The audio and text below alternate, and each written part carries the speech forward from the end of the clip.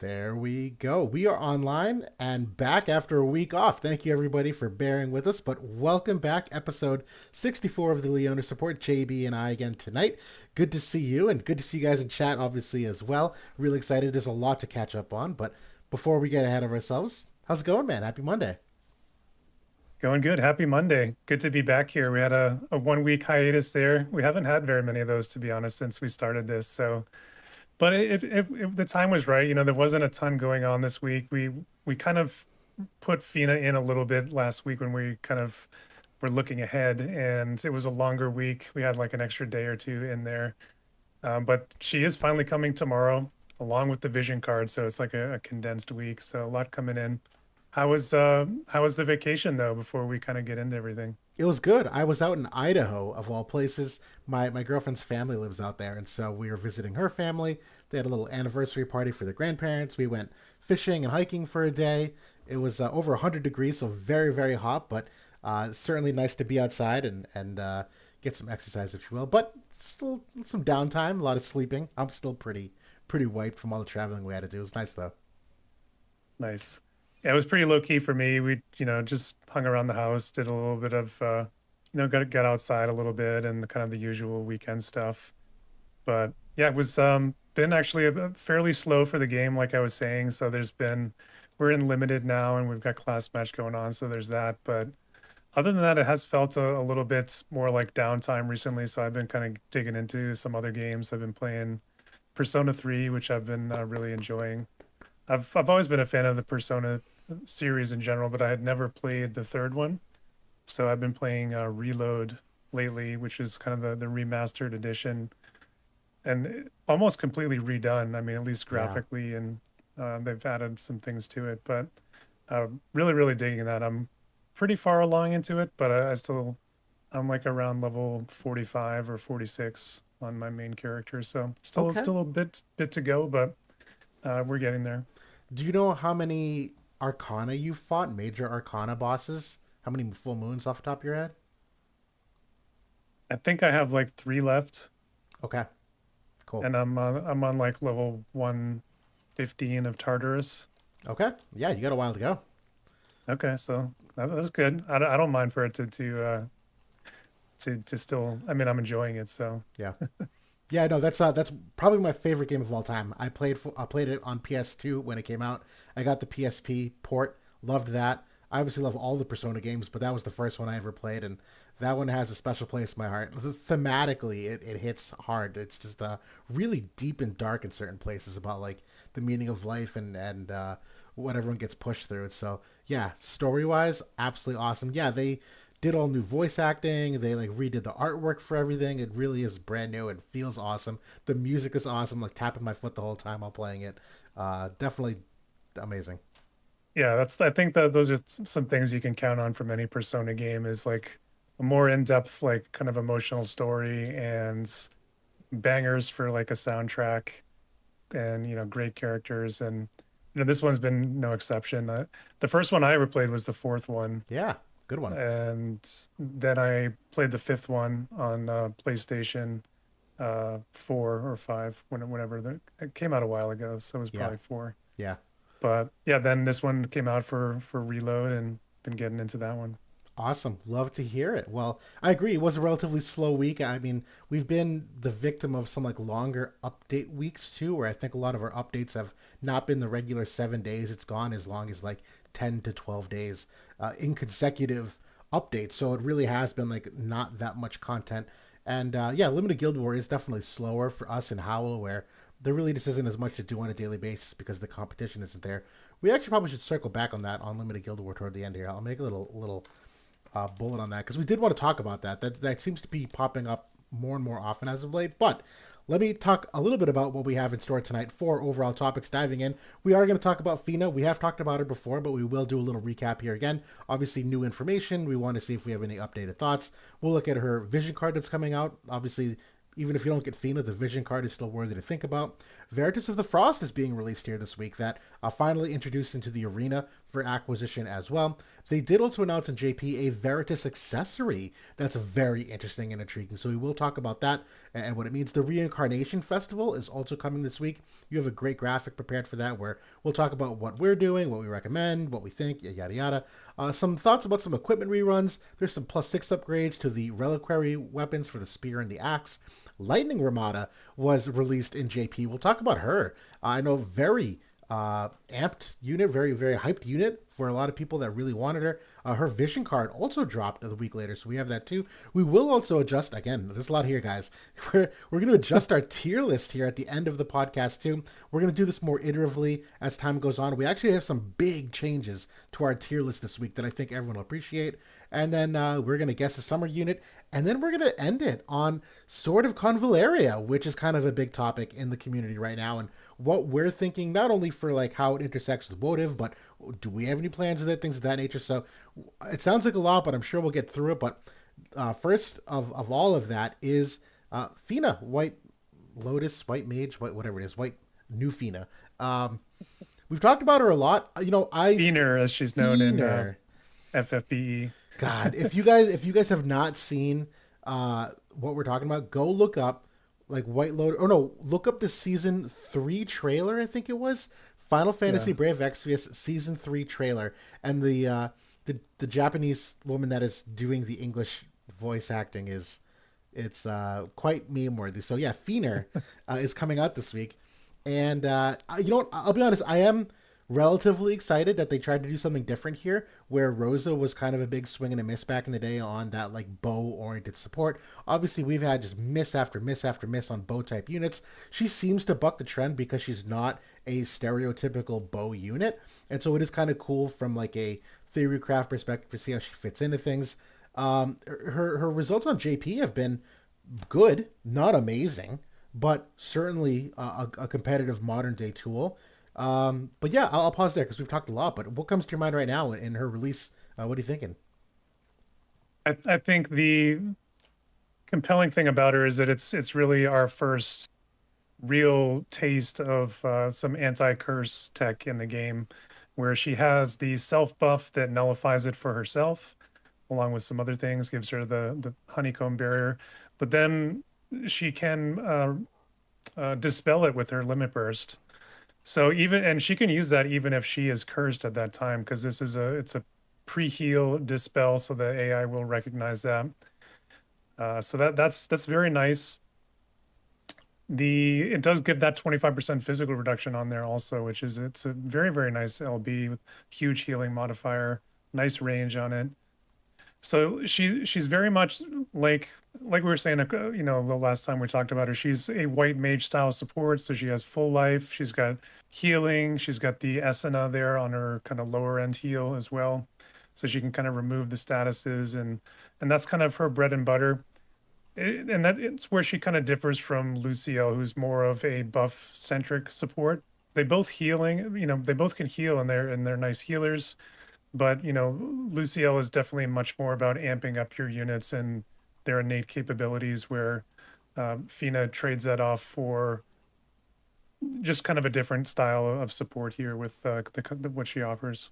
Yeah, I think we've tried to make it very clear. It's not that one is better than another. They both do two totally different things.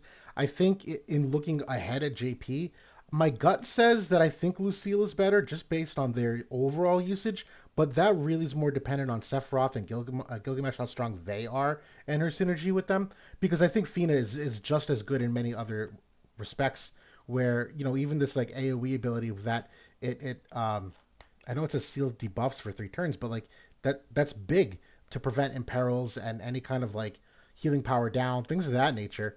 That very underrated skill. I haven't done a lot in terms of the AI with the sub jobs, but I don't think you need to. I think based off what we already saw here with the limit break and the Asuna on the low AP ability, I mean this buff here, that Mirage barrier for 2 hits is absolutely awesome. The honeycomb barrier is a genius way to mitigate some damage because she is a ranged unit, largely speaking. Me personally, I think she's a top tier unit, but it obviously still comes down to a question of economy with your Visior and what you can do. I'm personally not pulling her, and I know that's crazy because I pull literally everything under the sun. But I am having to be a little more picky and choosy as of late. And Lucille was my big splash investment, and I think Fina's off the bus at the moment because Shreka is coming in, because the summer unit is tentatively being announced. Obviously, other vision cards on the horizon, but that's kind of my conclusion. Honestly, I think that the majority of the player base should be in the same boat. It's a luxury piece, but the nice thing is it's a permanent unit. So in a couple of months, when maybe they give us a selector or something for an anniversary or a holiday event, maybe people can pick her up then on the cheap.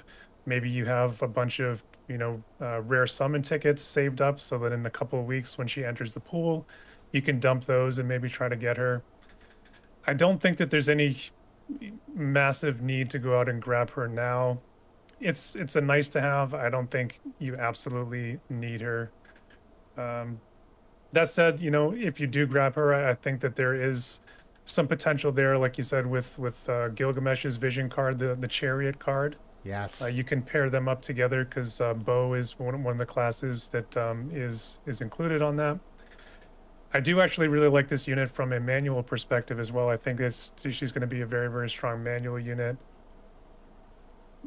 because she actually has in her sub kit a very compelling ability to not only dispel like haste and kind of a general dispel, but also nullifies quicken and CT up, which is a skill we haven't seen on anybody other than Uni in the game, and he's kind of had that for a long while. And obviously, he's not somebody that you can roll out, all the time. So I don't know. I think there's some cool things about her, but again, I think it's a luxury piece. Yeah, I couldn't agree more. It's just purely out of economy. I do think she is and we'll see it in the tier list we do at the end here, where she ends up. I think she grades very high, quite frankly.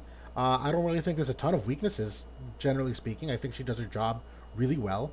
They've done pretty good job. Like, even if you look at the passives here, like there's a lot of good ones to pick from still that have versatility here. This top one in particular, just from the accuracy and the spirit pen. I know accuracy is not one that a lot of units or supports get, but like she's getting an extra 15 accuracy here on the 140.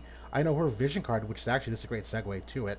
Her vision card that's coming out has 20% accuracy on it as well, and her bow technically has a 22% accuracy build in there. So I think it's really interesting. They're going with that angle on a support. You don't see that very often, but if you have an ability like this that's that large diamond, that would be catastrophic to get baited early and miss a unit on this ability and waste a turn otherwise. So I like what they did there.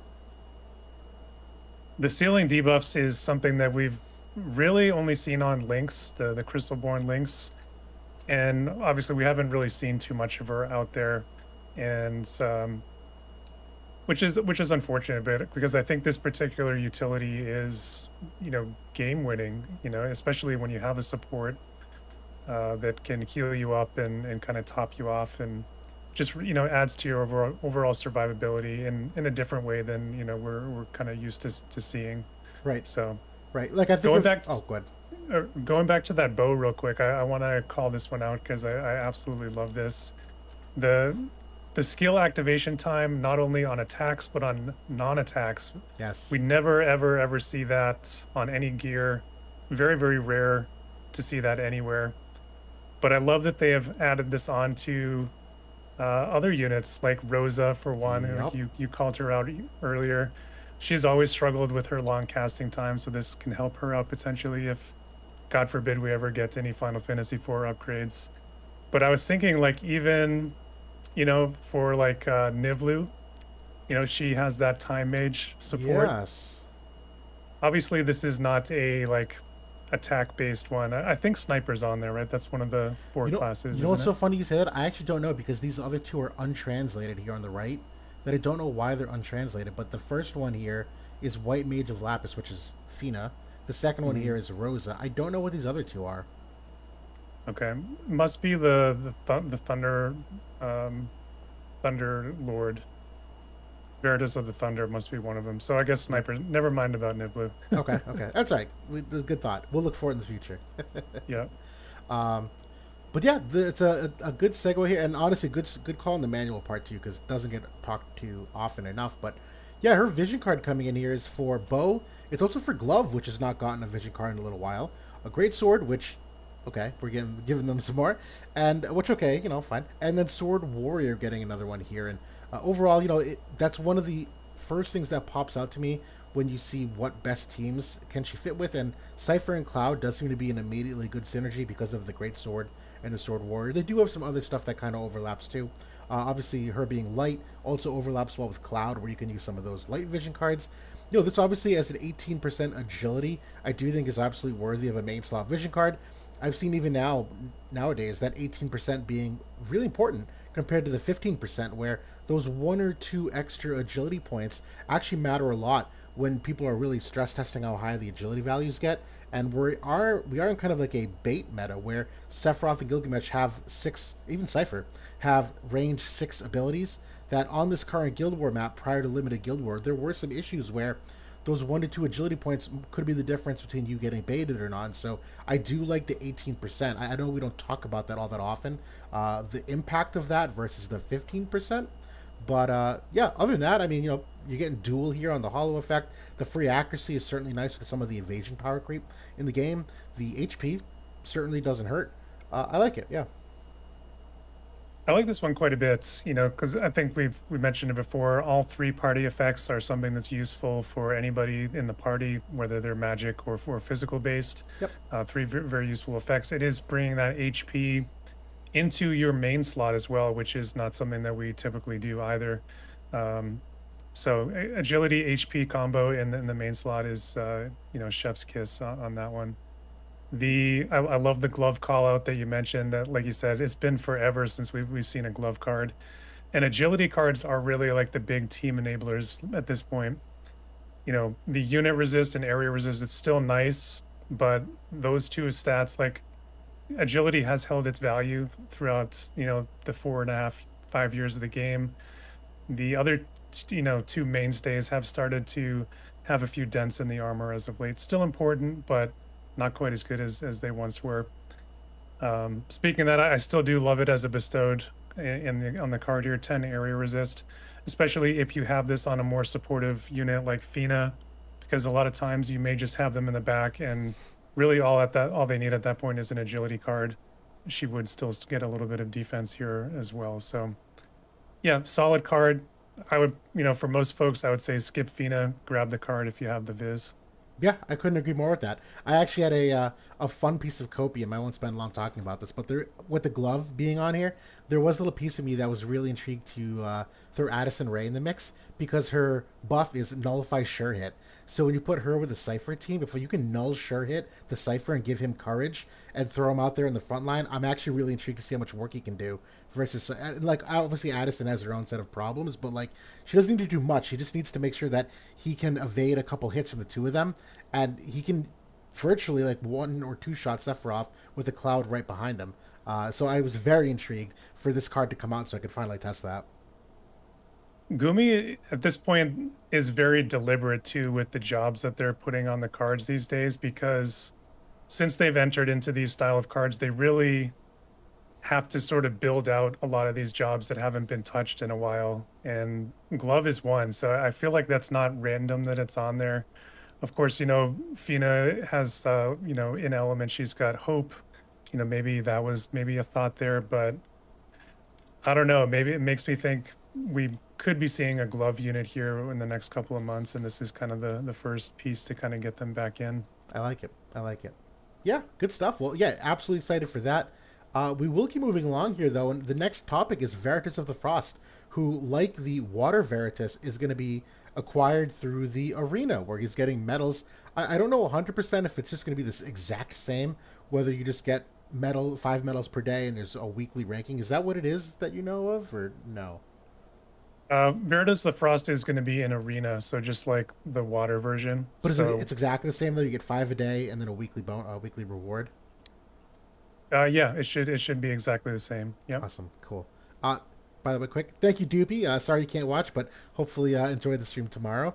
But yeah, so this is going to be identical to Water Veritas, who many of us have built. I'll be honest, I have not really looked that much at Veritas of the Frost, and much of that has to do simply with the fact that all these Veritas units have like 3 units in a row really not been pertinent, useful, topical, whatever you want to call them, to the current top end play and even in niche play because they're 100 cost units.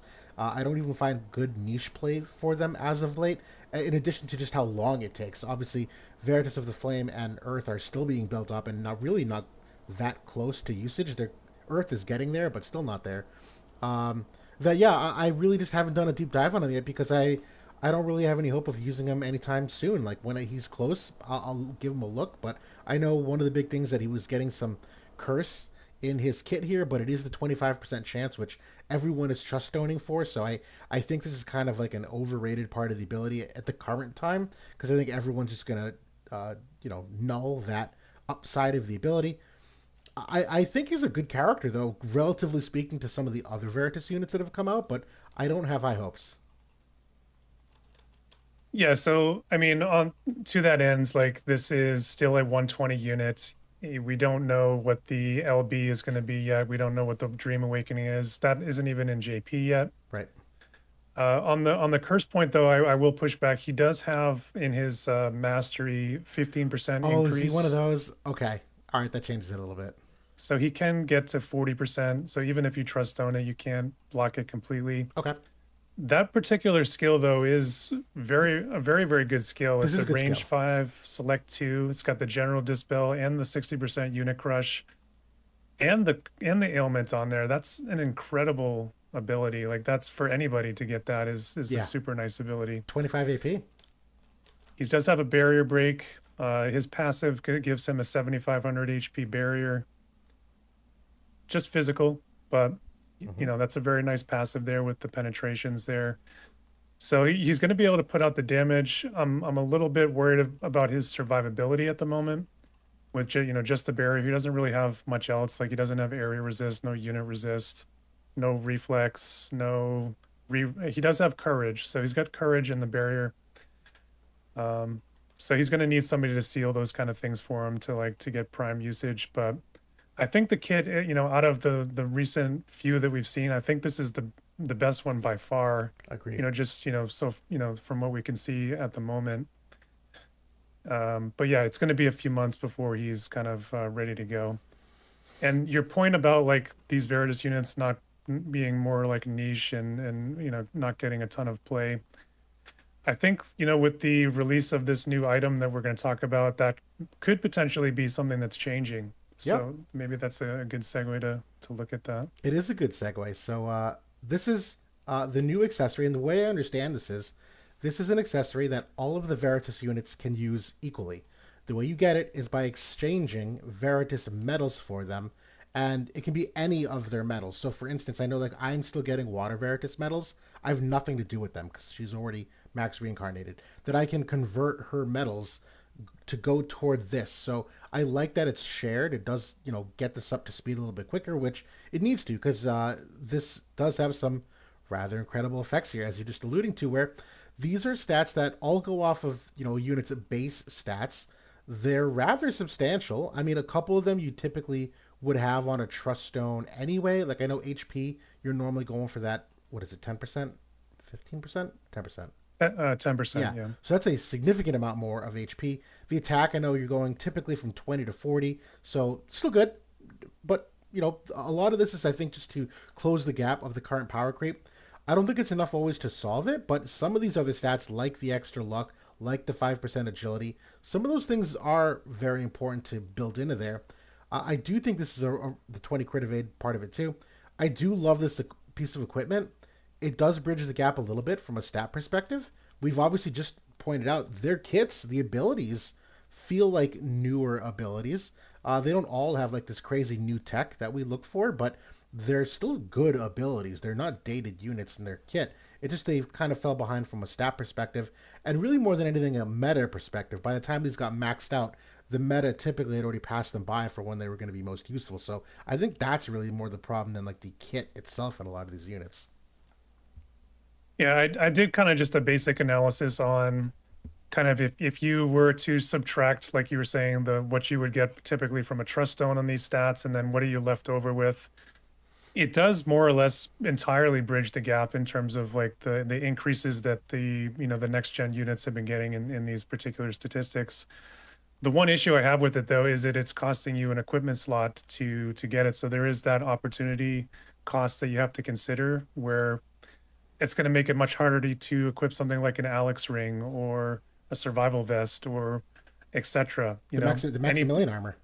Maximilian. So any of those things that you have to now you're basically tied to having this item to make them competitive, but at a cost. It's still very nice though. I mean, these are free units. I think that it is going to make them a little bit more competitive, a little bit more compelling, especially when you think about maybe a unit like Veritus of the Earth, who's a tank unit. Maybe you're not going to use a weapon on him anyway. So, you could still preserve like a nice piece of armor, still get this. His HP is already, very, very high. I can see this being an excellent, item for him once we are able to get him online. Yeah, I completely agree. He seems like the best benefactor for this. I completely agree with that. Um, the other units, yeah, it's still a competitive piece. I need to do more on an individual basis. There's some Veritas units that I just generally don't like. I don't like Fire Veritas. I just don't like that unit, so I don't think this does anything for them. And even the Water Veritas is fine, but definitely more of like a anti-magic niche that she's still fine, but I don't think stats are what's holding her back. I don't know if this does a ton for her. But someone like Veritas with the Wind, it kind of is because he's supposed to be more of like an offensive hitter that, getting these extra stats for his accuracy, for his agility, for the attack, a little bit of bulk because I know he's got some regen mechanics and whatnot. It's nice. Yeah, 2 p.m. in the chat just mentions about basically a point about base stats, but that is also something to consider here is it maybe on a surface level it makes them a bit more competitive in terms of the stat jump, but their base stats are still lower. So no matter what, they're still going to be a little bit behind, but this does make them much, much closer. Your point on the Fire Veritas, he's clearly the worst one so far in my view also. Yeah, I don't yeah, I think that it's it's kind of copium with that one. absolutely copium with them, 100%. But we talked about those things, which then brings us to the big new event this week, which JP voted on a couple weeks ago. It's the Reincarnation Festival that's being released. And so the recap of that is that of the elements each one was voted on, who would get half scrolls to reincarnate. There's been some misinformation going around upon what actually is the benefit of them, and some people thought it was half mind spheres, some thought it was, other thing. It's just the half scrolls. So for average player, maybe doesn't make a dent in how easily they can max them if you don't have the mind spheres. But all things considered, it's still much cheaper for those that intended on it. We had some thoughts a couple weeks ago when we were voting that slim pickings on who we liked, who we didn't like. Are they worth it? Are they not worth it? And so I think that's basically the exercise we're going to go through now. And I think the second row that you have here is the second place winners, Yeah, if I recall. So those were the runner ups. Yeah. yeah, how do you want to go about doing this? What was your vision for this? So first of all, let's just go through and think, did the community make the right choices here? And then like we can kind of give some thoughts about maybe who is worth investing into, maybe who's worth pulling because this is going to come along with a banner as well. So yeah, let's do it that way. Sure. Do you want to go one by one, or do you just want to talk about one specific person or not? Yeah, let's go element by element. Let's just run the gauntlet here. Yeah, I'll be honest. I think they chose correctly for everyone except for Light. That's my spoiler. If and we still go through these one by one, but for me, Aldoa being a tank, being as versatile as she is with the aura of the null CT down, she's got a lot going for her. Obviously, as a staff black mage, that fits in a lot of teams. That I think that's we saw this with Dialdo and Raph and other tanks. These are characters that they come and go, and they've got a lot of lasting value. I think that's the right choice. Howlet has had some horrendous upgrades, as we talked about. I'm very glad Howlet did not win. That'd be a poor use of resources. So I like Oldoa. Yeah, I think our main takeaway when we looked at this a couple of weeks ago was basically the newest is the best in all cases. And we had some trepidation that some folks might go for the Helena choice rather than Lucio. I agree. I think it's the wrong choice because Although I think Helena probably in a vacuum is a better unit, we just have had more opportunities to get her. She's a permanent unit. Her shards are already available, all the time. Lucio, we had much less access to him, so I think the average players, maybe haven't had a chance to get him potentially. He's not in the permanent pool. So, I mean, that's probably how I would have approached it. He is kind of a more relevant unit at the moment, like with Cypher and Cloud. He's a bit stronger play, with some of those vision cards that have come out linking those jobs too. So, Mhm. other than that, though, I think we nailed it as a community. The runner-ups, I think, you just looking at them, they're older at this point. There's a few good ones in there like Soul and Elds and Raph, but for the most part, I think yeah, I think we nailed it. Yeah. And Brad, moderately apathetic, to point out Helena is more meta relevant with Shrek coming out. I do agree with that. Her reflect ability does help a lot with that, and I don't think this was an implication of that she can never be used again. What I was approaching this with was because she was meta for so long and her shards were so freely acquirable. I think everyone that's wanted to reincarnate her has gotten her pretty well reincarnated at this point, that I don't know if a reincarnation festival is really that tipping point for most people to be like, oh, now I can finally do it, if that makes sense. Whereas I feel like a lot of these units are characters that people may not have reincarnated, and this is the thing that helps incentivize them a little bit. I think Lucio kind of falls into that category where it's like, well, I got him, but like, I'm not really going to go out of my way to pull extra shards and invest in him. But I think everyone's mostly reincarnated Helena that already decided to. And so that was the angle I was coming from, why I didn't want her. Yeah, the other thing to think about is that if they do follow the same format as the last Reincarnation Festival, there was, I want to say, like at least 100 shard, like free grindable shards in the Mog shops. Like they had special versions of like Guild, Friend, PvP. They had, basically a bunch of limited time shops that had, like, I want to say 20 pack shard, maybe 40 shards of each unit. So that's something to think about, especially with kind of those more hard to get units like a Lucio and most of these other kind of Crystal Warrior units. So Mm-hmm. definitely take advantage of those and make sure that you grab those because those are, you can use them towards the reincarnations. You can use them towards just getting mod currency or whatever. So Yeah. And then Bob asked, how long has Helena been out? So she came out back in December, if I recall. And the question, will her MA2 or Limit Break come out anytime soon? And to be honest, it probably could. I could see an MA2 or a Limit Break upgrade in like the next month or two. I absolutely could. so out of these units here, what would you say are your top three to still invest in? Like kind of, if you were kind of coming into this and you hadn't reincarnated any of these units and kind of knowing what we know about the meta now and where we think it's headed, what units are worth investing at this point for reincarnation, Shit. if if any? Yeah, that's a good question. I mean, so if I were to say to the average player who is worth reincarnating, shoot, man, I don't want to say none of them, but it's probably June. Like, I'm gonna put her right there. Um, because I do think she's a good, long-lasting, permanent pool unit that you likely could have already gotten enough shards to use her, and you could probably still use her going forward in the Great Sword class in the Water team, which is a lot of good Vision card support for in the permanent pool. Like, I don't think Lightning is a good play as a general player because so much of that is limited. Mont, I think, is going to have a shorter shelf life here. So while I love him max reincarnated, I did it myself. I don't know how long he's going to be here for. Dario, I think you could maybe think about, but like even then, kind of waffling on. I don't feel strongly about that. And the same with Oldoa. And again, purely based on the fact that like tanks typically help a lot of casual players no matter what. Maybe not at the top end, but I think casual players get a lot of mileage out of them. I'm actually going to go one step further. I'm going to go Volko. So Volko has impressed me a lot as of late. He's got some new gen stuff that actually is relatively competitive. Especially if you have Sephiroth and you're kind of heavy in that element. Yeah, he can be quite good. I mean, I think Mont is still right there. Mont and Jum are mine probably one and two. I like it. But I agree with the tech with the tanks though, especially Dario because we have seen a noticeable uptick in his play in JP. Is it at like the top ends of the game?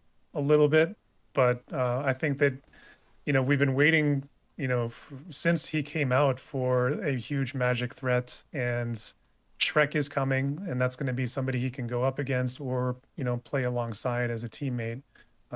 So Katana and Black Mage pair very, very well together, and obviously they have the elemental connection too. Yeah, totally. I think unfortunately Asterix's time is long gone. Quality unit that did really well for a long time, but I don't see him anywhere in the future of the game. Uh, Nearly all the Great Zerg units have pushed him out. He's got some AI problems that have not aged well at the moment in terms of like buff rotation. You have to do some really wonky things to him sometimes with like bow tie to make sure that he doesn't get baited in certain places. His survivability is suspect at times too. I think he was the benefactor of a lot of lightning buffs back when he was first released on like the Guild War map effects. That really inflated how strong he felt, and obviously he had a kind of like a stronger anti-meta niche then that I don't think he has anymore. He's fine, and Yeah, Ketone is fine too, but I don't think Strike is worthy of your reincarnation materials. she does have her and Volke have the unique aspect of being 70 cost units, so they still do have that a little bit of extra value for cost limited stuff like CM and limited Guild War. The thing about Astrius, I agree with your point. He was delayed on global, so while he did come out technically this year, I think in early January, I want to say, or mid January, he was like 2 or 3 months delayed for us at that point. He was supposed to come out like around when Saul came out, and just because the whole crunch thing with Road to Worldwide, he was lost to that for a month or two. Um, yeah, I mean, the tough thing is we don't know what any of the upgrades are going to be for these units. They're still, a ways away because all of these units are still from this year. They're relatively recent. They haven't had their MA2s. They haven't had, LB upgrades or etc. So plenty of time for these units to still have, another moment in the sun. I think, like I said, Mont and Jum are probably the two that I would stick with. Grab the shards for the other ones and save them, but don't just reincarnate just to reincarnate. I I agree with don't that. think that would be a wise decision. Yeah, no, totally, totally. But cool. I'm still looking forward to it. Anyways, they obviously typically offer some cool bundles and some cool summon banners. Hopefully, they do something similar here to, you know, get the extra shards and maybe more easily acquire some of these units. That I do still think we voted correctly. That it's hard for me to recommend anyone here in chat to say, tomorrow you have to pull one of these 8 units. I don't think you have to pull any one of these 8 units because a, you likely already have Helena, you likely already have Jum, you may have Mont. The rest of them, it's knowing the foresight that we have. It's really hard for me to say pull one of these units and max them. Given that they are relatively limited and how much it would cost you to acquire their shards to 140 them. Not even talking about the reincarnation aspect. If you just like were looking to pull a unit now that it's on a rerun, it's really hard for me to justify with the future roadmap pulling any one of these units. I would shout out like for folks that maybe they just came back for Final Fantasy VII or for Final Fantasy VIII, or maybe they just started the game at that point. They at that point did miss out on all these Crystal Warrior units. So I agree with what you're saying, but I think that would be like my one example where maybe this is the chance to grab Mons, who if you were somebody who came in and pulled Seifer or Cloud, or some of these units, maybe that's potentially somebody that you could use with them. If you're waiting for Shurika, the same could be said there about Dario. Kind of a niche situation, but we do have a few of those players out there. Yeah, I like it. Actually, just a quick second. We're getting a couple comments here that I do think worth talking about. One of them, uh, Helena is reincarnated level 50. Should I max her? I mean, I would say yes. I think she's the kind of unit that all of those stats benefit her. I don't think she's meta, but she certainly could be again very soon. I think she's a benefactor of being max reincarnated. 30 levels could probably be worth it. I wouldn't do it right now. I would do it when you're going to put her in the lineup. Like grab the shards for her now and things like that. Because at this point, you're really, Even though it's half uh, cost on the scrolls. I think for a lot of folks that aren't doing heavy reincarnation though, I think they're like overloaded on scrolls. I think we're kind of in the minority because we we do so much reincarnation that like That's true. scrolls are kind of at a premium. But From what I hear, but from a lot of players that only kind of dabble in it or do only a few units, they have a boatload of them. All right, I'll agree with that. You're actually spot on. I know people that have like 5,000 scrolls.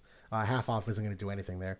Mesmes, y'all going to try Sword of Convallaria? The answer is yes. We're going to talk about that at the end of the podcast. We actually have a topic. We're going to go through that. And the other one I just want to talk about was Envy Unknowingly was talking here about how tanks in reality are the most fastest to get power crept.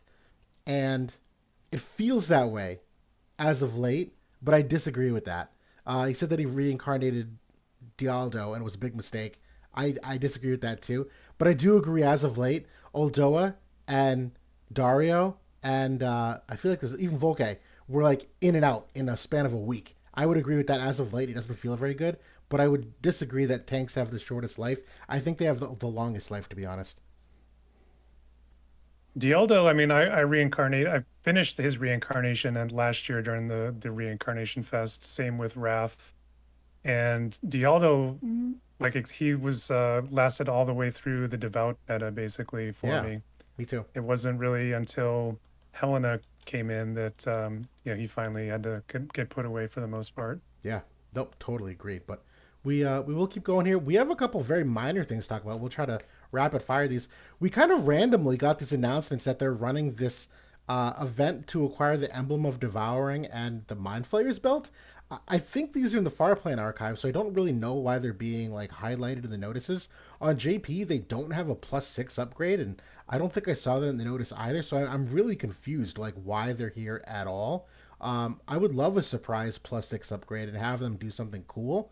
Like shit, for all we know, maybe the Mind Flayer belt gets like I don't know 50% curse res. Like that'd be kind of baller if that's what it is. But that's real copium if that's what they go with here. I don't know what else is here for though. We were kind of chatting about this a little bit before the podcast, but my recollection is that these two items were from the Brave Exvius global events where we had kind of the tie-in with the Marlboro, and there was kind of like a little cutscene where like Rain and Fina came in and talked to Mont and Masheri, and that's where these items kind of originated from. It was a long time ago. That was probably like 2 years ago, plus years ago at this point. I think that they might be getting a +6. I don't see any other reason that they would feature these again, but they do have some tie into Fina, and I think that's why they have them here. Yeah, but either way, honorable mention. And we are getting some actual +6 upgrades for the reliquary weapons, which is how you can uh, get the materials to do so. The axe one, so this one is going from 20% to 30% in the decreased AP consumption, and the new effect is that it's getting 15 crit damage for the unit. I don't know if this is what the axe needed, but I do know this is still like a best in slot axe for many characters. I would really have to like look to see if 10% AP consumption really matters for some of these axe units. Off the top of my head, they're not very like AP restore reliant, so maybe that 10% does something for them. The crit damage is definitely a little more on the niche potential side, where it's kind of like nice but not amazing, where obviously you have to actually crit hit someone first. But I do consider crit damage one of those like optional Truststone passives. So to get that for free, I don't hate it because I'm not normally putting this on anyway. So I'm basically getting it as a value add. I don't know if you had anything that you like would have preferred to have seen, but yeah, what are your thoughts on the axe? For me, I guess I would have preferred to have seen something like maybe all elemental damage or something like that, just because the crit rate on this item, they they haven't really tied it into it. So like I can see the crit damage tie in if this has got like if they upped it up to like 25 crit rate or something on the +6. It's got a really low crit rate, so I don't like that. They did kind of really bump up the attack value though, like 42 attack I think is pretty significant. Just from an awakening on that. It I do is. like the AP consumption decrease too, so that's cool. I haven't really done like it's hard to have any kind of side by side with like the 10% physical damage versus like this TP cost bonus. This is like basically a 40 mod, um, from what my testing, like with some of the energists that have a similar skill. But Yeah, I don't know, it's good. It's not great in I my would view. agree. Yeah, I was just double checking myself. I don't think any of these units care about crit damage. Maybe Vega, but even then, I don't think so. I think he had something in his kit where it had crit damage tied to it, but the rest of these units it's a non-factor unless they plan on releasing a high crit axe unit sometime in the future. That's what I was going to say too, is like Axe isn't really known for their crit units, and they're all very old, or for the most part, very old units at this point. So they don't, they're losing that war against the next gen units as well with their enhanced luck. Correct, but the spear is a pretty awesome upgrade in my opinion. So it's getting a more accuracy, going to 28 accuracy on the main stat, which is awesome. But it's getting two upgrades realistically. One of them, or three upgrades. I'm sorry. So this former ability, the decrease AOE res, this was decrease AOE res of it was 10 when your HP is less than 60%. Both of those are changing. Now it's decrease AOE res of 15, and it's when your HP is 80%. So you only have to take a little bit of damage now, whereas before it had to be, 60% of your health remaining. So it's a little more liberal in how easily this will be applied, and it's amplifying the imperil. But I really love this next on hit effect that this is decreasing all element res of 10%. We currently think that this last little part, when performing a critical hit, is a mistranslation. We've seen a lot of the reliquary weapons, like the blood sword, have this like weird modifier at the end of the sentence that doesn't actually seem true. So my gut is that that's not accurate. But if that's the case, that it's just decrease all element res of 10 for 3 turns, that's amazing. That's just a flat like near 10% damage increase. It's not exact, but yeah, Even if it is crit based, like Pierce units are ones that are known for high crits, and they have good the call. cards and usually higher decks to kind of go along with it. So either way, I think this is nice and kind of gives Pierce units a little bit of extra imperils that they can kind of stack onto Pierce imperils or AOE or really anything else that they have innately. The accuracy is super notable because now it's superior to an Alex ring at that point. You get 48 total accuracy on the piece. You're right, because it's Very 20 in the nice bot attack stat. and Yeah, yeah, nice attack and magic. This is great. Great overall. Love it. I agree. I agree. And then just looking at the next couple lineup of topics. Oh, this is a big one, and we're 47 minutes in, so we will try to accelerate some of this. We wanted to talk about Remada just a little bit. Again, very hyped unit is another spear lightning unit added into the fold, kind of trying to make up where Fang may have left us disappointed a couple months ago. Obviously, we're looking at her with a much shorter roadmap because there's really not a ton of units released after her as of late, and so we're really looking at her like in the current meta still with Shreka and with Gilgamesh and Sephiroth. I know we won't go very deep, and I don't want to speak for you either, but I know our initial impression was relatively underwhelmed. It's not a bad unit. It's a next gen unit, and there's a lot of stuff here that's actually really good. But whether or not she can contend in a way that we were hoping for the Lightning unit to, I think there's a couple things that do everything kind of okay, but I don't really think there's like any one thing that does anything amazing.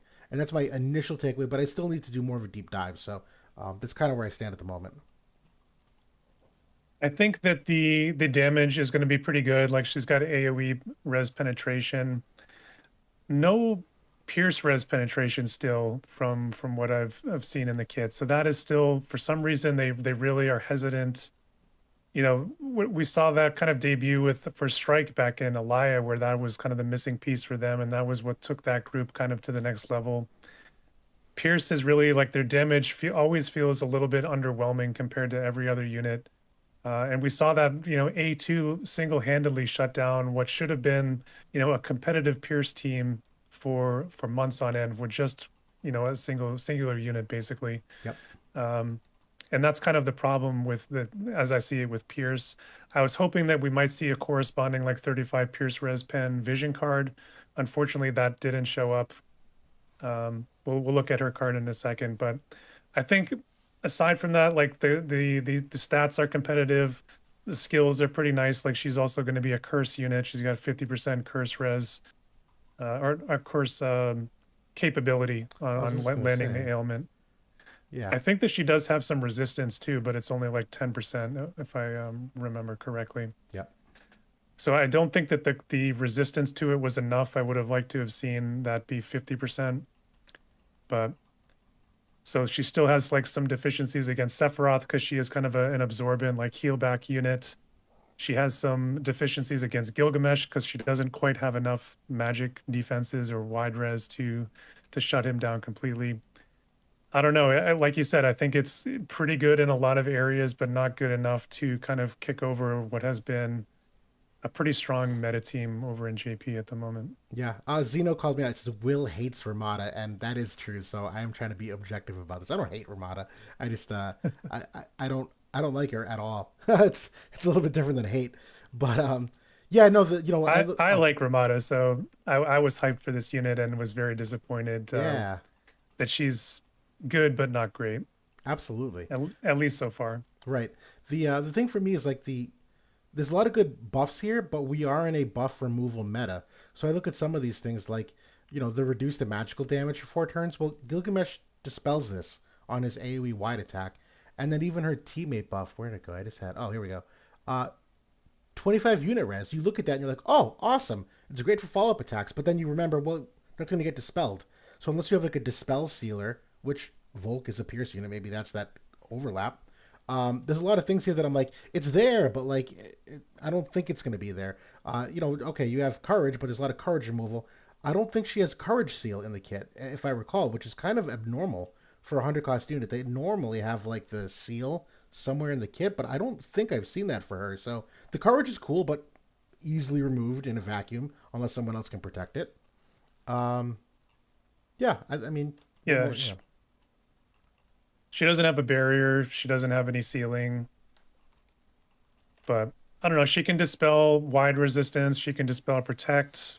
She's got some good things in there, but I think that it's going to be not quite enough to overturn the meta. yeah. I will say it's kind of nice. Oh, Maybe once like another Pierce unit comes along, then she can, but not quite yet. I do like this cross shape though, and in particular because it is a little shorter range. I've come to appreciate that as of late, as opposed to some of the 6 range things. But this ability, the barrier break, getting another unit with a kind of cool shape like this, the reduced counter chance of 100, certainly nice for Sephiroth, who's got that like counter ability, and Gilgamesh has got the preemptive attack. That 20% physical damage reduction too. We've seen this kind of like one of those things that adds up the more ways you chip away at enemy damage. Certainly nice. Um, Not awful. I like that it's kind of that projectile skill too, with a pretty good height range. Like I'm very intrigued to see this in practice because of how cool the ability looks. I would have liked to have seen the magic reduction in there to maybe have a Yeah. little bit of pushback against Gilgamesh and Shrek. Yep. Couldn't agree more. But yeah, we'll do a more deep analysis as time goes on. But the vision card that she came out with is another agility based vision card, and the classes on here are for Spear and Staff Devout, which is a ton of overlap already. So very still leaning heavily into that synergy. Katana too, though. Spear and Katana have gotten a lot of great overlap. I think it's like 3 straight cards. I think that they got some kind of overlap. And Dagger, they're just giving some love here. Who knows? Maybe it's like Glove. They're just throwing it in there, but already a lot of pre-existing synergy between 3 out of those 4 classes. This is another 15% agility, obviously a whopping 60% attack rate. The rest of this is okay. The 12 Spirit, actually not horrendous versus Gilgamesh in that follow-up, which does scale off Spirit, but Gilgamesh does very quickly in the fight get up to 90 Spirit Pen potentially, so that 12 Spirit, 2 to 3 turns into the fight, probably doesn't hold water as much, but against Shreka, maybe more, but even her, I've not heard bad things about her Spirit Pen. I don't think that's like a deficiency, so this is an okay one. I don't know if it's amazing. There's a lot of crit rate and crit damage stuff on here, but I've also been kind of underwhelmed by the amount of crit rate and crit damage. But Ramada does have that crit imperil in her kit, which we did not talk about just now. It's the same thing as, I think it's Zidane, who's a dagger unit, coincidentally, that has the crit rate imperil of like, if they take more damage on crit hits. So this is kind of nice from that angle, but I don't have high hopes for this card. I think this card is pretty good. If you think about it from like the Katana perspective, they don't have any physically focused agility card at the moment. You're And right. I'm sorry, guys. Listen to JB. Don't listen to me. You're already on the right track. like a lot of the units, at least the recent ones for Katana, are physical based, like your Kadages, your Sephiroth, and they've been wanting a card like this because a lot of times we're fitting in like the Ramza card and stuff like that to those teams. So getting that agility and the huge 60% attack, which I think unless you had the Oberon card, I don't think they have a big like attack card like this in their arsenal at the moment. But like you said, this does kind of complete the picture with the spear, devout, and katana angle. So you can have like a full. You have the Volke card, you have this card, and you have the Kadaj card, the live stream card. Yep. Works for all three of those, which is a rarity for like three new cards to kind of cover three unique job groups, kind of all in a row like that. So they're really trying to hammer this team of Luciel with Ramada, and I guess Sephiroth probably would be the third one in there, or Kadaj, but probably Sephiroth. Um, so yeah, could be a decent team. I like it. I like it. Moderately apathetic in the chat. Brad brings up a good point or question. The problem with the card is who are you going to run with them? Just mono katana, and I think we're at the stage where it's like, as long as your team beats the meta and gets 3 stars, I think that's fine. So yeah, if you want to run like 3 physical units and run this card and they get 3 stars against the meta, I think that's all you really need to achieve. Um, sure, you could probably still sprinkle in some of the magic oriented units like Lucille that you just mentioned. She seems to be the really, I think, like the only candidate from the magic perspective that I would ever put into one of those teams. But other than that, like I still think there's enough from like the other like staff devout overlap that you could probably weave in some of those older units like Soul, who does fit in with Sephiroth on a lot of these teams. Um, I see the connections. Yeah, I mean where JP is at the moment, Ashen Mont is kind of on a downswing because of Shrek and kind of her impact on the game. So that has opened up the window for Lightning to be played, I think, at a without much pushback, because he's on the bench for the most part. So Yeah. I think you can very easily run 2 Lightning units in a team and be fine. I agree. And we're going to push this along. We're at 56 minutes, and we got 2 questions that we're going to get to, guys. So Arturo asked, talk about the new summer unit. You guys, we are going to talk about that soon. We have we'll take some bets on who it is. And Jose asked, are you going to talk about sort of Convallaria? And the answer is yes. In like 20 minutes, we're getting to that. So we'll try to push through some of these last few things here, which there's not much. We're going to go through the tier list. We're going to talk briefly about Limited Guild War, and then summer unit and sort of Convallaria. So in the meantime, We always do this. We talk too always long about all these things. all the useless junk and miss the hard hitting stuff. So we had a tier list last time. This was as of June 24th, so about a month ago. And one of the problems that we quickly realized is that there are still a lot of very much outdated units here that really just shouldn't be here anymore with the modern state of the game. That once you're below a certain level, you're basically all equal. You basically all become niche at that point, or you all become outdated. And so, JB had already done an excellent job of realistically culling the list of who was here and creating a new tier of a cost tier where these are characters that have special considerations that their value in relation to their cost is disproportionately good.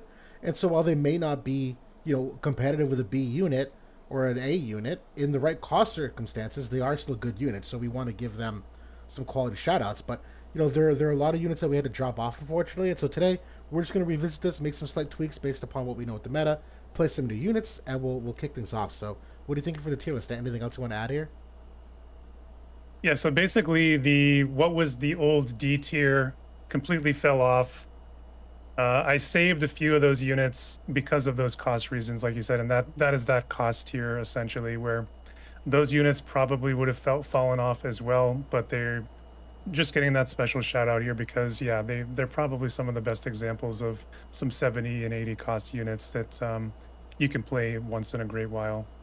Aside from that, though, it has opened up some of these higher tiers for us to be a bit more representative, I think, of where the game is at the moment. Absolutely. And just to modern apathetics point, that you like the old system where we take cost into account for the letter grade. The only reason why I don't like doing that is because there's not enough cost related content, I think, to really put them all at first glance on the same level, that to me is a different kind of tier list, like best value tier list, where maybe I would do that. But if I'm ranking characters objectively, I don't really care what their cost is. It's an objective analysis on how good everyone is. The cost discussion is for something else, um, but yeah, Lucille, I'll kick things off here. Or yeah, wait, do you want to place the new characters first, and then we'll do the tweaks with the ups and downs arrows and whatnot? Yeah, let's place them and then we'll yeah, get to the Yeah. changes. Lucille, uh, I want to go A. I don't think it's S because I think she's just as competitive as all the other units in A, but she is one of the most popular units with Seth and Gilgamesh. But I don't think she's the slam dunk runaway unit because you see a lot of Kadaj as the third, a lot of Summer Glassy as the third. I don't think and she's kind of hard countered by Kurtz in many ways, so I don't think it's like a slam dunk meta unit, but she's right there at the top. Yeah, I think if Curse wasn't there, absolutely, I think she would be S tier. Like she's that powerful Yeah, with the haste and with the nice healing and then the re-raise sealing, the courage removal, all these really nice buffs that and capabilities that she can add on to what you have already. She's bar none like an excellent A unit, approaching Esta, but I think the meta conditions are holding her there. yeah, I agree. Right, if Curse didn't exist, she would be S for me. And so as the meta shifts, if Sephiroth starts to fade soon, I could easily see moving her in a different direction. Yeah, it's purely Sephiroth because he also dispels a lot of her buffs as well. Like he gets rid of the magic and physical damage up. He removes Haste the on hit. haste. You know, so he hard counters her in a lot of ways. Yep, absolutely. Veritus of the Frost, I'm just going to kick this off and put him in C. That's kind of where we've been keeping the other Veritus units at the moment until we get more of their kit revealed. I don't think he's any more or less competitive than some of these older units that is incomplete, but I'm pretty comfortable with that if you agree. I think that we should take the opportunity while we're doing that to move Lame Veritas down because I think Yeah, we we're never going to agree put him that up. he's until something different, you know, until something significant happens with his kit. Yeah, I think he's a step below the other ones at the moment, I would agree with unless that. it's PV like a PVE angle where he can actually be pretty good. That's true. Right, the big imperil. We have Fina next, and again, kind of early because and all these units are not released, so we're taking some liberties in guessing here where our preliminary thoughts are. But I think Fina's an A unit. I see no reason why she wouldn't be right there with Lucille. I think so. I don't think. I think what we said earlier is accurate. That you know, if you're choosing between the two, Luciel is probably better. Yep. But I don't think it's so far that it's like a tier above. You know, I think Right. that there's compelling reasons for both of them. Yeah. Yeah, and I wouldn't even say better. I would maybe even say more versatile, just because of her class and her buff-oriented utility. That you can put her in a lot more teams, I think. But that's not necessarily an indication of like character strength. But yeah, I think Fina's right there, until otherwise. And and Brad, I would agree that Frost is a B tier, but I don't think he's there yet. I think we need to see the rest of his kit. Right. And obviously, he's still a couple months before we can even use him. So that's kind of where we've been placing those other units, just because realistically, you can't really play them at the moment. Right. He might be B today, but 3 months from now, he could be awful in how the meta moves. And so, it's something that never comes to fruition. Yeah. But The other units there are like, I mean, we can preemptively place them, but I just have them there like for future tier lists. So I don't think we need to we don't have to, get to but them quite yet. I would be very comfortable putting Shrek and S I agree. Yeah. today. You know what? You know what? I will. Provisionally, we could put her in S. Yeah, I don't think there's any debate on that. So she's there. The rest we can hold off on because a little more remains to be seen. But there are a couple updates that characters have made as the meta has shifted, as some of the collabs have come in. I know for Summer Glassy, there's been some questions on whether she's still an S tier unit. Does she move or does she stay the same? What were you thinking when you put the arrows on her here? That's why I put it there, is because for the last couple of months, I think she has proven herself to still be relevant, still be S tier. We've been using her quite often. Other guilds have been using her. With Shrek coming in and kind of some magic with, obviously she doesn't hold up quite as well to Gilgamesh either. She is showing her age a little bit. On the other hand, though, we are slated to get her upgrades here coming in, and we are going to be getting those early compared to where JP got them in their timeline. So I'm kind of leaning to stay put, but I wouldn't argue it if people felt or if you felt strongly about moving her down either, because I think it's right on the line. Uh, I think it's right on the line too. I want to put her in A, and I have a reason why. I've seen a lot of the mirror matchups where it's Gilgamesh and Sephiroth in a third. I've seen the teams with Lucille beating more consistently the teams with Glassy, where Gilgamesh and Seph can almost one tap her in many instances. It's not all the time, but get a courage move on her early. Unless you're using, and we use the Gilgamesh TMR on her for the honeycomb barrier, but if you're not using that, she doesn't have a lot of she's got no AoE wide res. Her unit res is pretty bad. Like there's not a lot there, and even in a magic meta, the defense pen down on her select 2, and her accuracy isn't great either. So as the evade power creep has gone up, she's kind of like a spam bot with the AOE of the guaranteed hit. So it's like still a hyper amazing unit, but I think she's slowly starting to get phased out of that team of 3. Yeah, I think that maybe she can move back up if we ever enter into some kind of evasion meta. Yeah, But I think high A is still a good spot for her. I agree. This is not trending downward that fast. It's more of just a game balance shift, I think. But yeah, okay. I'm sorry. We got to go through this quickly because we're over an hour here now. Helena, stay at B. What do you think with her? Yeah, so I was kind of considering with Shreka coming in, do we like her still at B?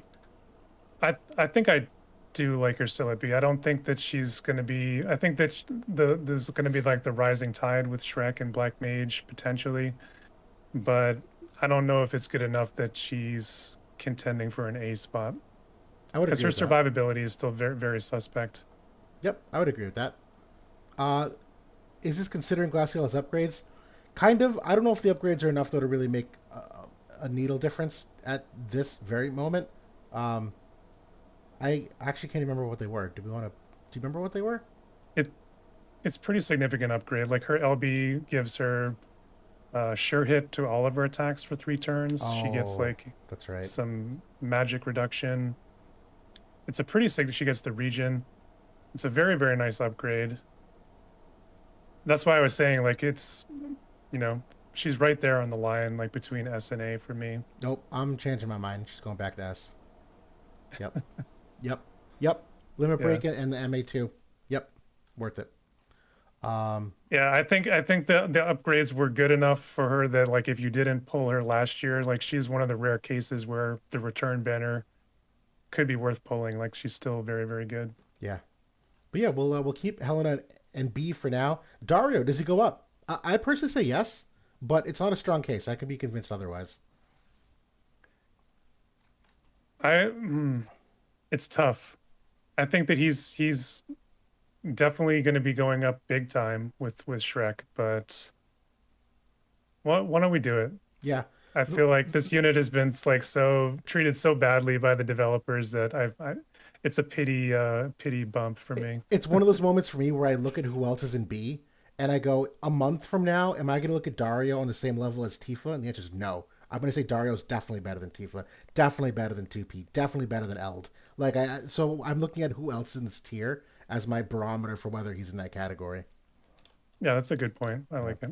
Yep. And we'll kind of rapid fire some of these other ones. I want to move Volke up personally. He's done way better than I initially thought he was going to be doing. That's why I tagged him because I agree. I think he should go to B. I think the team with like Soul and Seth and him is actually very Very very good. very strong. I've been running that 2 days in a row. It's awesome. Yeah. For Howlett, I want to put him in B as well. Although I don't think the upgrades were exactly what he needed and they weren't going to be there for the long term. I think that he's been good enough in the ice teams and the ice water teams that he deserves like a B. I think he's, when I look at the other units in that tier, I think he's just as good, if not better than some of them. I'm kind of shocked to hear that. Just going purely off the curse argument, that he just gets dominated by Sephiroth from everything that I've ever seen. Um, Well, I mean, you could say that about a lot of units. You could say that about A2. You could say that about Eld. You could say about Tifa. yeah, but A2's always Like, been better than Howlet. A2's always been a tier above him. you could say that about Helena as well. Like, everybody's dominated by Curse right now. That's why Seth is S tier. I guess that's true. Yeah. Okay. All right. I buy it. I buy it. Soul has to go up. Yes, To be absolutely B tier. absolutely B. I was even debating the A tier to be honest. It his courage removal on the select two, and like when you go against these Summer Glassy teams, Summer Glassy does nothing against him other than the water versus fire matchup. He can remove her courage. She's got really although she's getting she's getting the unit res upgrade in her 140, but like she takes a boatload of damage from him even still because you're not gearing for Yeah, magic in the least. Um, I'm gonna say like if we have if we have a top 3 or 4 guilds, Walling Saul, he didn't they? should Didn't probably they? be A tier. Isn't Yeah, is Chocobos has been. Yeah, Chocobos has been walling soul? Yeah, yeah, yep. I yeah. like that. He's still very suspect in his survivability if you can hit him. You know, if you have the accuracy, for his evasion. But yeah, he just really obliterates Gilgamesh, and he's going to be A tier just on that alone. Yeah. For Squall and Jaden, I kind of consider them two of the same in terms of their ceiling and how much potential they have. I'm comfortable keeping them here. I think they're not good units, but I don't think they're D tier units. I think they're better than the Astriuses and the Regans of the world, but they're not good units. They're suffering. I was going to say, so all of these units here that we have left are units that have gotten upgrades like MA2s or limit burst upgrades. Squall has gotten them both, and I think that he actually deserves B tier at the moment I have because yeah. he can completely dominate Kadash. He can dominate Jum. He can do actually hold up fairly well against Gilgamesh and some other units. I think that he's, especially if you've invested into him, like I know some folks have. So I think that he's definitely a B tier. I don't hate it because theory craft wise, I agree with you. In practice, I haven't been able to make it work myself because his teammate buff is just bad. So turning that off, you have to get kind of creative with the TMR usage because he's got his honeycomb and then what TMR you're going to use, and then even then you have questions on like his agility because his agility taps out at like 108. He's a very slow unit compared to everyone else at the moment.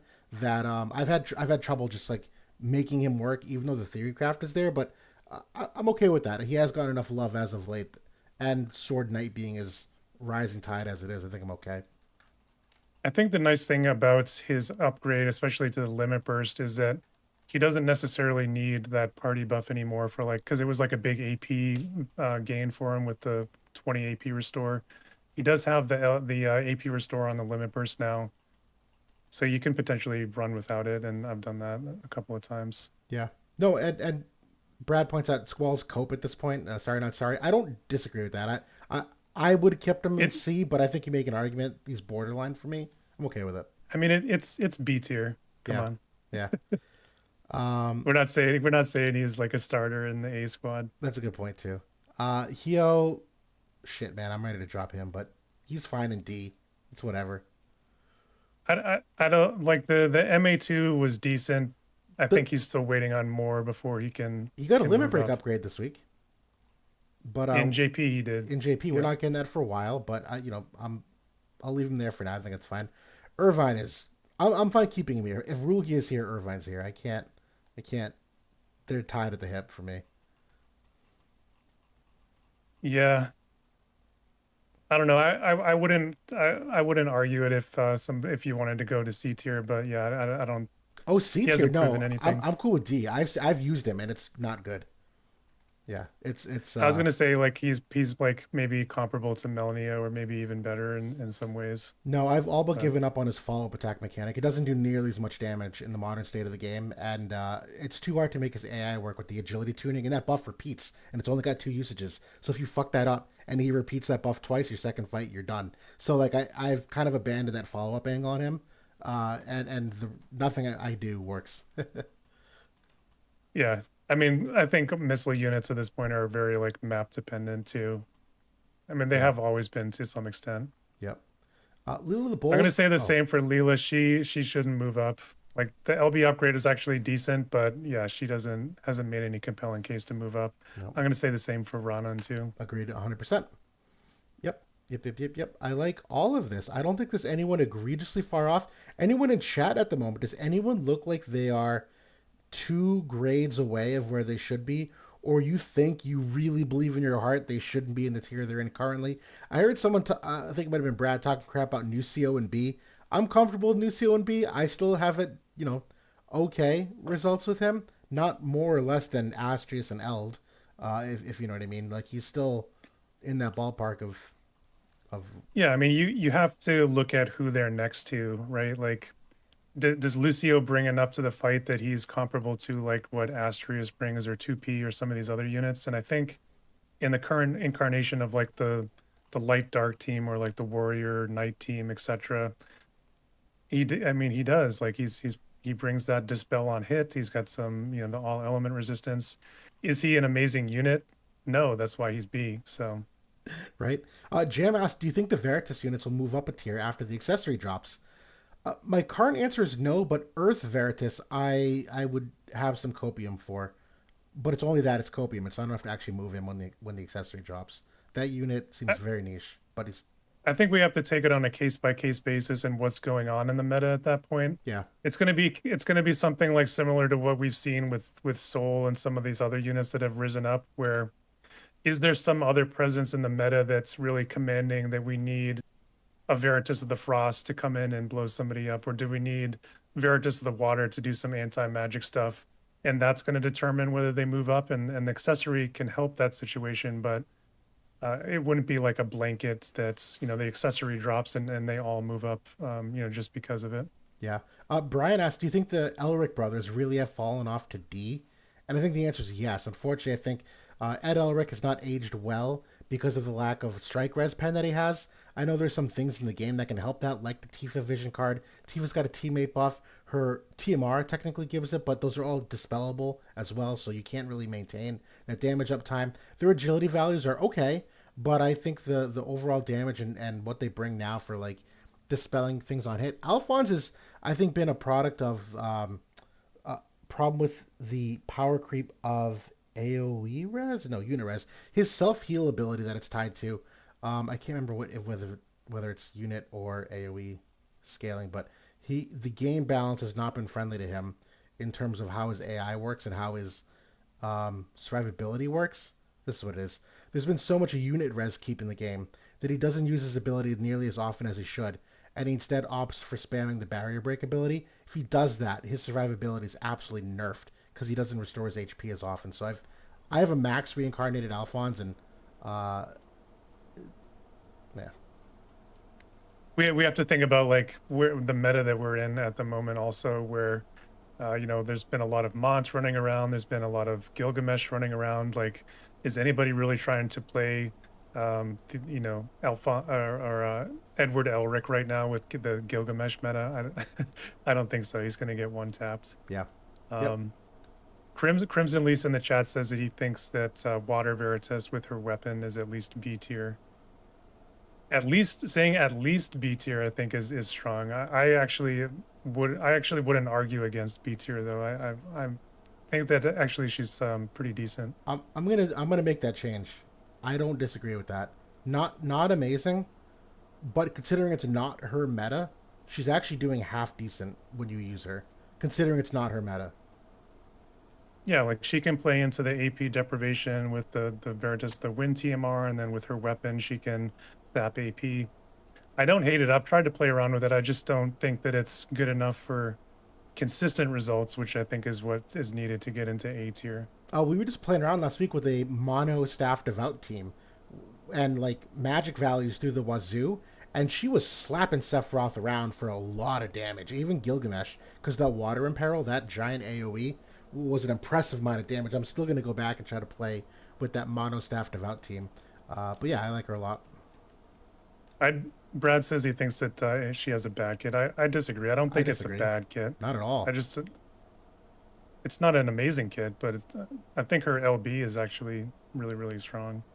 Yeah, limit break here, 38% Spirit Imperil. It's a 30% defense break, which helps teammates. It's also the 30% AoE res Imperil, which her main ability here is another 25% Water Imperil. It's got double status effects on here that people don't gear against.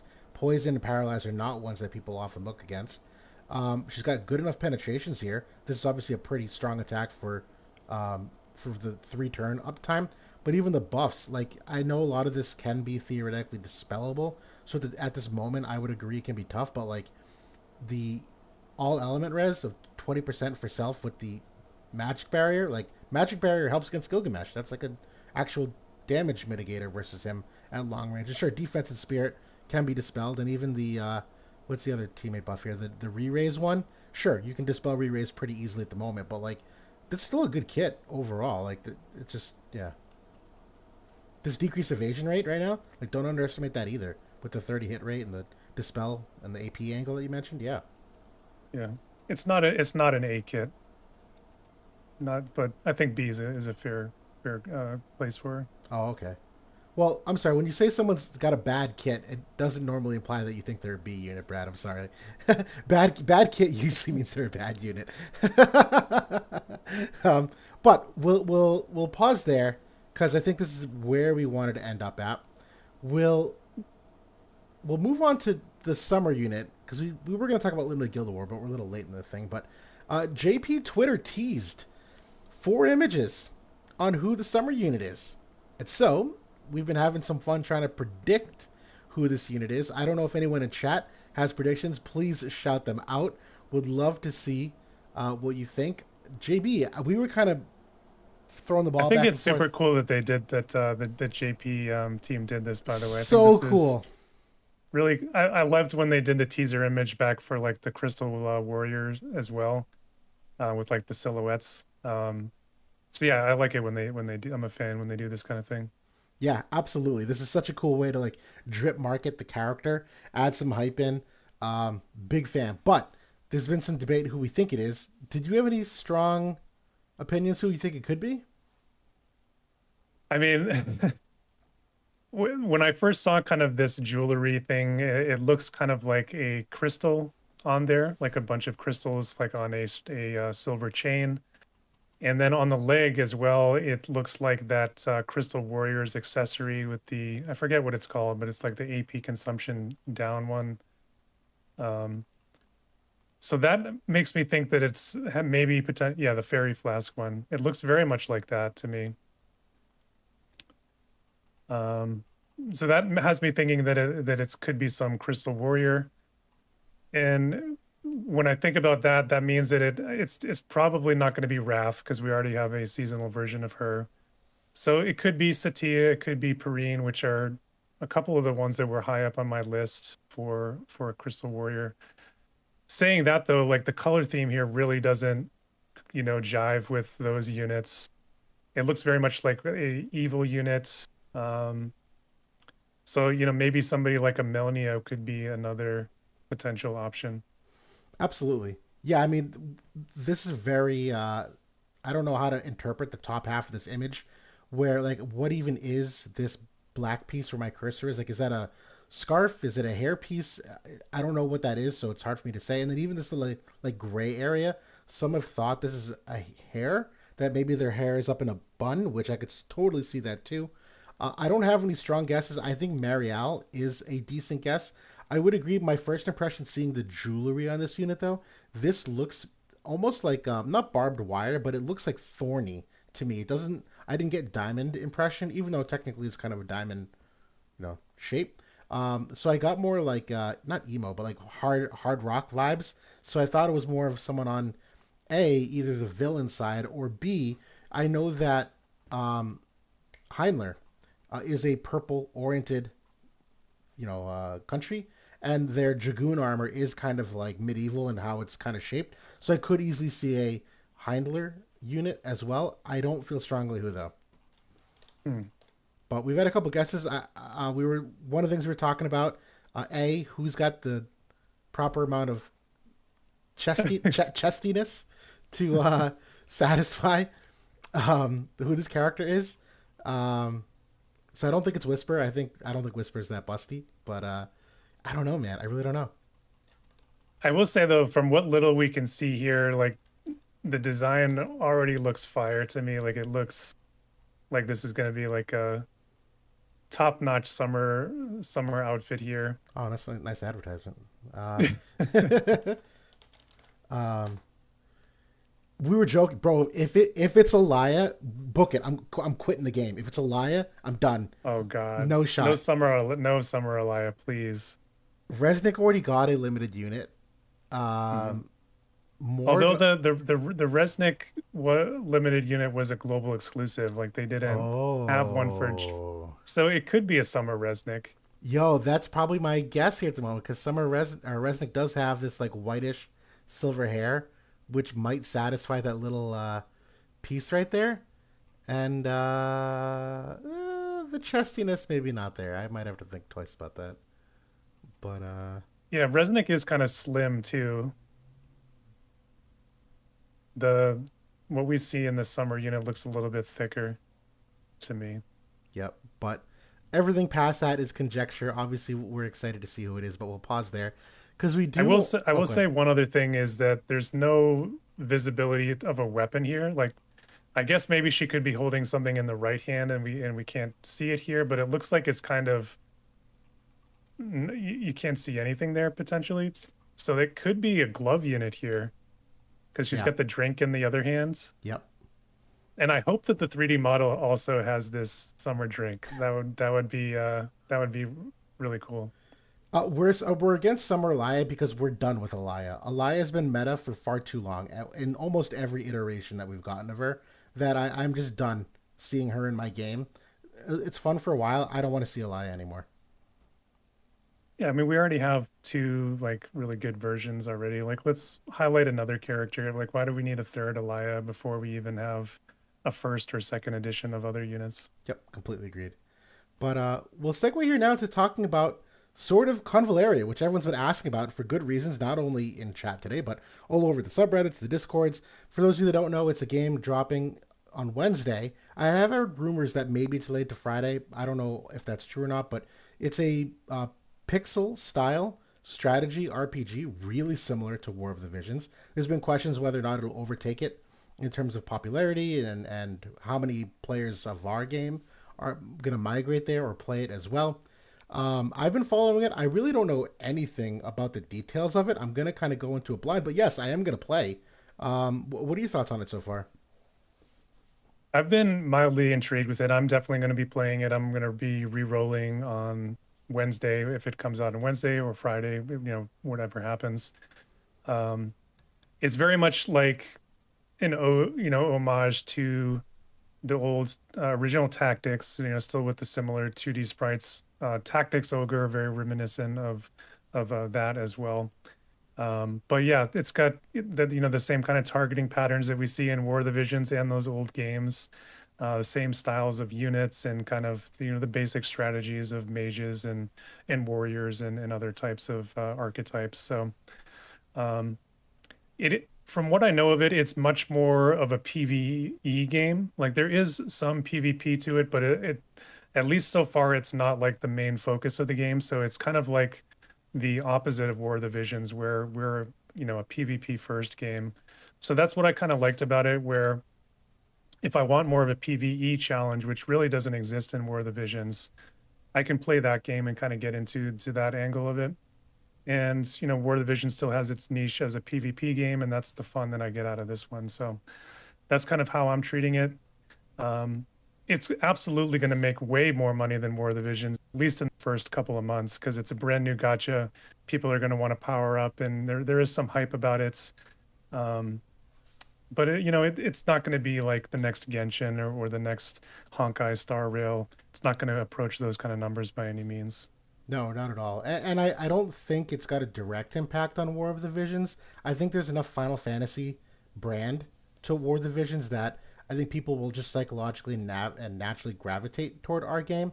Because I also think that it's not going to be immune to power creep in that game either. So if you play War of the Visions currently, you're probably playing for the PvP. And so in that respect, I mean, not everyone, obviously, but if you're going to go play that game, I think it's probably for different motivations. But I am very intrigued because War of the Visions has gotten very complicated. Um, Buffs, what's not buffed, what's dispelled, not dispelled. There's so much. Character kits have 4 buffs on them that I'm looking forward to kind of resetting and simplifying an approach to a game that it's seemingly new, it's seemingly similar. There's attack and magic and defense and spirit, and there's no penetrations or anything. So again, really kind of taking a step back from what I can tell.